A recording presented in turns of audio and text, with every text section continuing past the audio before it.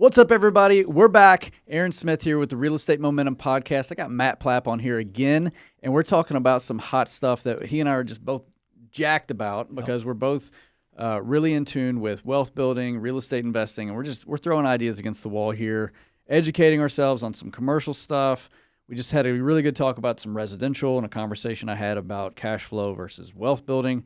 So we're going to start at the beginning of the process here, right? So we know we want to take down an elephant, right? Yep. Something bigger, wealth building, take a big step because there's, the steps get bigger after that. Yep. So you had some questions that you threw out there. A lot of it has to do with stuff I can't answer on taxes and some, depreciation and things like that. But you've got some connections in banking. Yep. And I know that you've got this commercial property here. Obviously, since you bought this property, you've done a lot of value add. It's worth more today than the day you bought it. Probably $500,000 more.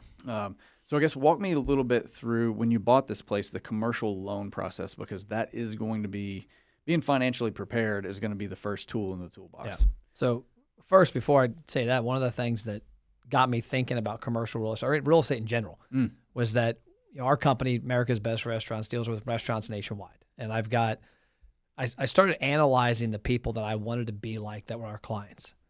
And they almost, to a T, all are 60 to 70-year-old, guys and ladies in the restaurant space. But the restaurant space is kind of the sidebar. The one guy's got 17 buildings he owns. One guy's got 10 restaurant buildings. It's not his restaurants. It's the building he owns. He's got strip centers, nursing homes. I think he's got 3 nursing homes. So you noticed some patterns. I noticed the patterns that the people that were very wealthy, and the one guy, Paul, always calls it mailbox money. He literally has, I think, 17 properties that he has zero to do with. He just owns them. Doesn't touch them. Doesn't touch them, doesn't do anything. I went down with him one time in Tampa. We're driving around, and we went to one of the buildings, and we walked around, and he's like, this drives me crazy. He starts picking up cigarette butts and stuff. But he has somebody else who can do it. He's not doing it. He was just doing it as kind of like he was there to meet with me and show me the place. But I noticed the pattern was that all of the people, when I look at our clients, I look at the 60, 70-year-old restaurant owners versus like there's batches of them, the ones that were just dominating life financially and were really wealthy, all owned a lot of real estate. Well, so that keys in on a point that that really, really separates the commercial space from the residential space. You go out there and you buy a 48-unit apartment building. Well, there's a lot of toilets there, and there's a lot of air conditioners there. Something breaks, you, the owner or the property manager, have to go fix it. Yep. If you own a building that has, 15 office spaces in it, or if it's some sort of commercial use, fitness center, retail, whatever, if it's triple net and all the maintenance and expenses are on the tenant, you own the space. It's a different stress level. You own the land. Yeah. You're not going to get that call in the middle of the night. And I've seen all these people have both.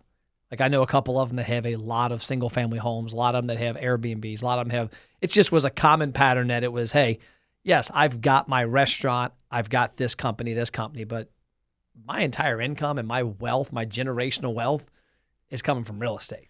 Right. So that's what got me thinking. So when we were renting. And this happened, I guess we started this when the pandemic was going on because we had our space downtown. We had a space downtown. We were renting and we were there, and downtown became a ghost town, which wasn't bad because literally I could get from Union to downtown really quick. I think it was 18 minutes. It was my best time one time. Yeah. And driving the Lambo. I don't remember. Yeah, probably. I probably got there real quick. But when I was downtown, I'm okay. I want to get a space because I'm spending money already renting this, and I'm looking at these guys are commercial. And so I started looking at properties. And when I originally was looking at properties, I had my mind wrapped around a payment. Like, hey, I'm spending this on my current company. If I can find a space that's 30% higher than what I'm currently spending and have a tenant in it, 1 or 2 little offices, then I can make some money. And I was reading a book, and I got a wolf to go and find it. It's on the shelf out there, but it was a commercial real estate book. Mm-hmm.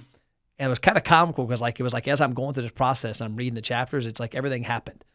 And he's like, hey, you're probably looking at like $300,000 properties right now. And I'm like, yeah, I am. He's like, go to $1 million. Hit you right between the eyes. Yeah. He's like, you're actually talking to me right now. Go to $1 million. And he's like, here's why. And it was that it opens the market up. There's a lot more out there. Mm-hmm. And then there's also more opportunity. And sure enough, I looked at this, and this place was at the time valued like $1,050,000, and it was for sale for, gosh, I think it was for sale for $950,000. And it was drop it though. It was a weird negotiation point. Like I met with the guy, and this is probably the biggest mistake I made was I was already in love with it before I met with him. Yeah, you get your emotions involved. I was all tied up because I saw it. I had it all blueprinted out how I wanted to demolish walls. This studio here, everything happened. Yeah, exactly for the most part, except for the expense pretty much part. Manifested it. Yeah, it just came to life. But I met with him and we're looking around, and he had told me there was some trials and tribulations because this was in January. Because it was January of 21. Mm-hmm. So it's almost a year into COVID, 8, 9, 10 months. And he had a couple of deals that had fallen through on it. And he's like, let's play straight, man. We had a deal done at $950. It was through a realtor. And my net was going to be this. We'll sell it to you for this. I think it was, I think we went down to $750. Yeah. I think it was $750. He's like, we'll sell it to you for $750.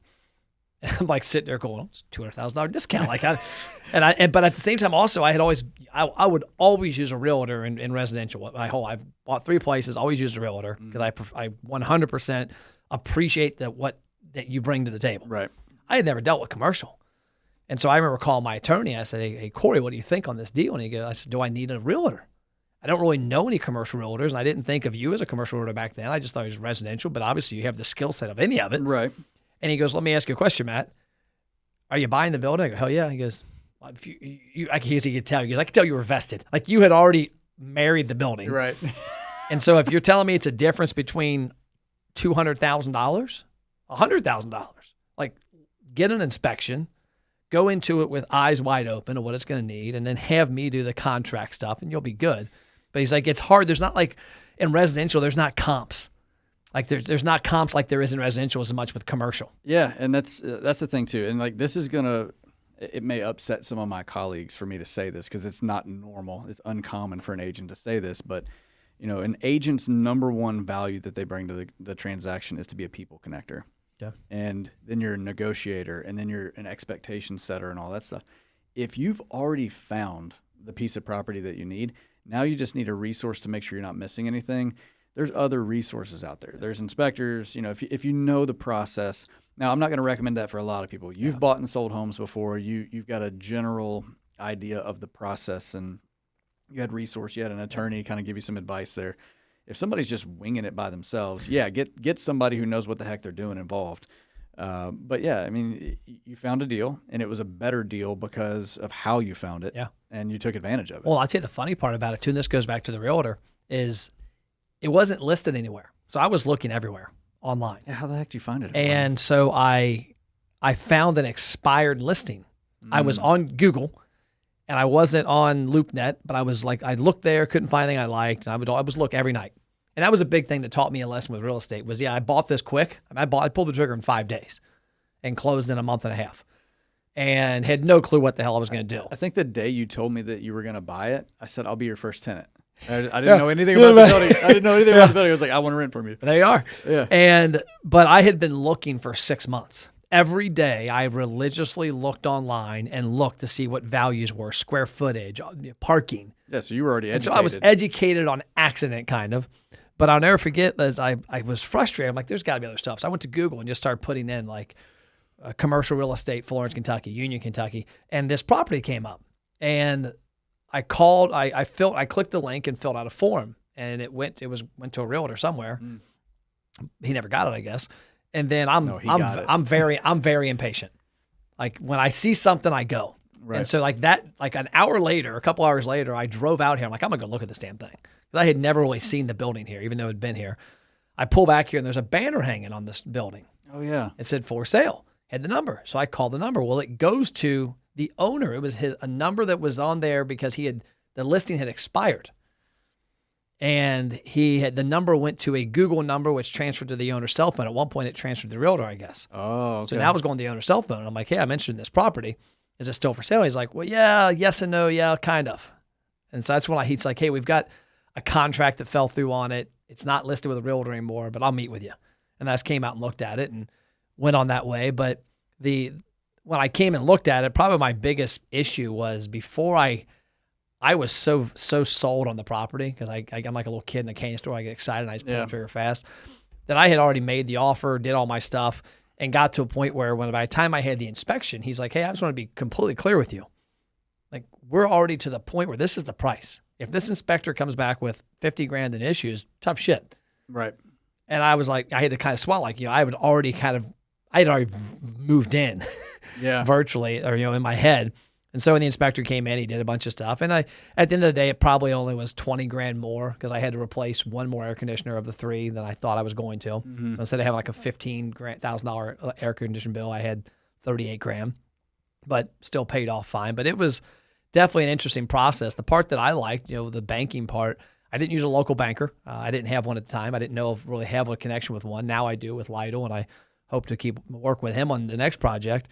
But I went to Chris Rogers, has a friend, Daniel, that does different business loans and connects people out there. So he found a couple different people. One of them looked at it, and the tricky part with this one was that it was unoccupied. There was no revenue. It was an empty 9,000 square foot building. It was just eating taxes and insurance. Yeah, and so when they were looking at the approval process, one of the comments, because it would end up being an SBA loan, was, okay, what are you buying this? Well, we're going to occupy it. 75% is going to be us. That was the goal. Right. And when I looked at it, the one thing they looked at, okay, what are you paying rent now? And I had my rent. We had downtown, our parking downtown. We had a bunch of little expenses. And so when they looked at it, they were saying, okay, you're a tenant. You've been able to pay your rent at this other place downtown for 2 years. And so they were able to judge and say, okay, yeah, part of the income on this for this property, because it's under a different LLC that I own, is coming from your other business, which is stable. Right. And they trusted that, and they were confident that, hey, the extra $1,000 or so that you're going to get from renters isn't really a big deal. So did they do an appraisal on the building? Yeah. So the appraisal on a commercial, because when you go to real estate school, they start talking about all the different kinds of appraisals. And if I've got a 3-bed, 2-bath house in Florence and another 3-bed, 2-bath house in Florence, and they look identical, they're going to compare. We're going to kind of appraise based off of recent sales on that.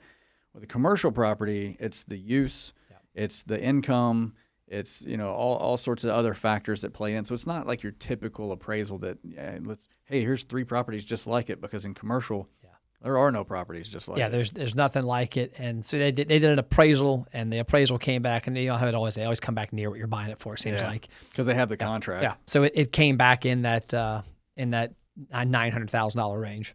And then, of course, since then, from what I've been told by a couple people that have come and look at it, we've increased the value by anywhere from $300,000 to $400,000 because we, updated the place big time. Well, not just the aesthetics, but the infrastructure. You brought the usability up because it was all closed off and everything. So then, with commercial property, it's not like residential. It's like, oh, I updated the kitchen and I repainted and put new floors down. In commercial property, it's not just how does it look, it's how usable is it? Because you've got conference rooms, you've got a podcast studio, you've got a training room, you got another conference room. And then, eventually phase 5 or 6, outdoor entertainment area here so that people can entertain their clients. I haven't even told you about my new idea downstairs. I got an idea downstairs I want to probably put in place the next 3 months. You already put in a Nerf basketball court. Outside, so I'm going to leave that side of the building off, but where the kitchen all the way over, destroying all of it, and then making it more usable, making it to where there's 4 to 5 person rooms for the different teams, and the space, because right now the way the space is chopped up, there's those 2 back offices, a conference room stuck back in there. Yeah, and it's like you're in a dungeon back in those areas. So I've got some ideas. If money-wise works out by the end of the year, I'm going to pull the trigger on it. So talk a little bit about some, I guess it would be hesitation with certain types of businesses. I know we talked about that. Like buying commercial property, we talked about the more zeros it has on it, the more fear that comes into making a decision when we're just evaluating a business decision. It's not like big or small. It still needs to be a good decision. But then there's certain types of businesses, like you mentioned, anything that Amazon would be competing against, like retail, anything like that. It's like you're probably going to get squashed. That's when I've watched. One thing I do a lot of is online education. I read a lot, but I also watch a lot of YouTube. And I watched one of yours last night. Yep. Not even saying because we're staying. I watched your video last night, and I always pick up these little nuggets. And one thing that has really stuck out with me a lot the last 2 years of looking at commercial real estate and listening to people is that there's a lot of opportunity in commercial real estate. Yes, there's more fear, there's more risk, but there's a lot more reward. But at the same time, if you can analyze like a strip center And you can look at it and say, okay, 75% of the income that's coming into this strip center is by Amazon-proof businesses, a barber, a pharmacy, a grocery store, a sandwich shop, a massage parlor, a chiropractor. Those are things that, I say it now, but who knows? Only they can offer. 5 years from now, Amazon might have like, hey, we ship somebody to your house to cut your hair, do your back adjustment. But at the rate we're going, those are industries that aren't going to be affected by retail, whereas you look at other things, hobby stores, baseball car, there's all these little things, nutrition. I've got a friend of mine that owns a couple of GNCs. I mean, his biggest competitor isn't Kroger next door. It's the 500 websites that sell nutrition. A thought that I just had. I switched real estate companies last year, and the company that I switched to, there's no brick and mortar. EXP, yeah. Yeah, EXP. There's no brick and mortar, which allows the company to be more profitable. That sort of thing. And, as things progress, as competition comes in the market between brokers are going to have to fight to keep their agents to be more profitable. So I wonder how brokerages that have 10,000 square feet for all their agents and their desks and all their signs and crap that they come with, are they going to be shrinking their space down to where now they're just a place to drop off checks and have closings? Yeah. I'm curious, that's something to think about too, because as I'm looking at this office we're going to look at eventually here and hopefully this week, is there 3 of the traditional realtor companies in there that you go in and the desks are empty? That was one thing, another video, a couple guys I follow, he's like, hey, the big thing with commercial is you got to do your due diligence. Go to the business. Walk around. During business hours. Yeah, during business hours. Walk around. There's a website online, or obviously online, there's a website you can go to that you can put in the address, and it shows the people count going out of the buildings. Ooh. And it shows the time of days. And so you can look at it and go, hey, there's a grocery store that the people count is down year over year over year over year. So why? People moved. It's like where I live in Union is growing, and there's certain parts, I'm sure, in Northern Kentucky that aren't as growing as much. So whatever you put there is going to be more profitable eventually, as opposed to somebody who's they're just moving out in droves. Yeah, and so some of the things I'm keeping in mind with when I'm on this journey is, number one, where is it at? Like, I'm comfortable. Like, when I get to a certain size, like a guy that I follow has $150 million in commercial real estate. He's got them out of state. Yeah. I'm personally not comfortable yet with buying something in Iowa from Kentucky. I want to buy a handful of projects in Northern Kentucky because I know it. Yeah. I know where I would want to have property, where I wouldn't, because I know the area really well. Right. And so that's one thing with me. The other thing is, getting in the building and looking. If there's 2 real estate companies in there and you walk in and there's not a single person for 4, 5, 6 hours, they might not be renewing their lease in a year or 2. Yeah. I mean, and they talked about revenue too. Like a lot of the places, like the grocery store, the one guy was about a grocery store, a building he just bought that has a grocery store in it. Mm-hmm. I'd never heard of the brand, but it's somewhere out in the Midwest. But he talked about he got their sales, and their sales have been up 18 to 25% every year the past 5 years. And he's like, to me, I looked at the stats of the people coming and going in the building. That's up. The sales are up. It's got non-Amazon affectable businesses. It's at a 8 cap. If I buy it right now, there's 2 spaces I can rent up. I get it in there. Now I got it at a 10 cap in 2 years. It's something else that I just thought of that you probably want to look into is like, what if you have a company that has grown so fast? They start, let's say that they leased 5 years ago, and they've grown so fast that the number of floor space for their restaurant or the number of employees that they have has grown so much. It's like, do you want to make sure that your layout is such that you can blow out walls so that they can stay put? Or what happens if you don't have, if you come in and that company's occupying that space in a building that you're looking at buying, if this company's growing by leaps and bounds, it's like, number one, can I put you on another floor in here? Number two, are you guys going to stay here? How long are you going to stay? Yeah. How long is this sustainable? Because if you're growing, if you're doubling in size every year, can you stay here? Yeah. And if you got a money-making tenant like that, and they're happy where they are, but it's not enough space, it's just a matter of time. You might lose that tenant. Yeah, that's a good point. And there's all those little elements. So that's what's a different element with regards to the residential. Is a residential, hey, is this a good property? Can I Airbnb this? Or what kind of tenants do I have? Like you gave me the tour of the house that down in Newport that was going to be a college kid. Not going to be an 80-year-old walking up 100 steps, and the type of house. It's knowing who you're renting to. So there's that element. On the commercial, there's all these other little elements. But That's why I look at it like, you know what, hell, I can start at $2 or $3 million deal, or I can start at 12, or I can start at 20 or 30. Who knows? Well, and you make your money when you buy. So you already know that going into it. The other thing, too, is with commercial properties, getting into the investment can be a lot more creative. Yeah. Residential, it's like most sellers of residential properties like, nah, man, just give me my $300,000 and I'm going to get the hell out of here. But if in a commercial property, sometimes, they don't need to have all that cash out right away and they want to get creative. Hey, you give me my number, we'll back the financing for you on part of the loan. I saw a deal the other day where a guy bought a $2.5 million strip center, and he had 80% from the bank, 15% seller financing. You put 5% down? 5% private money. Ooh. 0 down, 5 months or 6 months later, $500,000 sold. He got in, rented the 3 empty spaces, got the cap rate up, and got an offer for $500,000 profit in 6 months. Now, granted, that's probably a unicorn. Yeah, he probably had to search for a while to find something like that. Yeah. But still. Well, he actually said it was a referral. It was he created a relationship with a couple of different people in the industry. One of them was a banker. And the banker said, hey, I've got a client that builds strip centers. He doesn't hold them. He's got this strip center that is done. Mm-hmm. He's got 3 spots left. He's going to put it on the market in the next 3 to 6 months. If you're game, he'd probably talk to you now. The guy doesn't need the money. He's selling it. He doesn't mind, seller financing, whatever, 15%. That'd be what, $300,000-$400,000. He doesn't mind financing that. The other thing you got to consider too is you want to be the investor who buys turnkey. You're buying it at top dollar after somebody already just fixed it up and rented it out. Or do you want to buy for value add? Yep.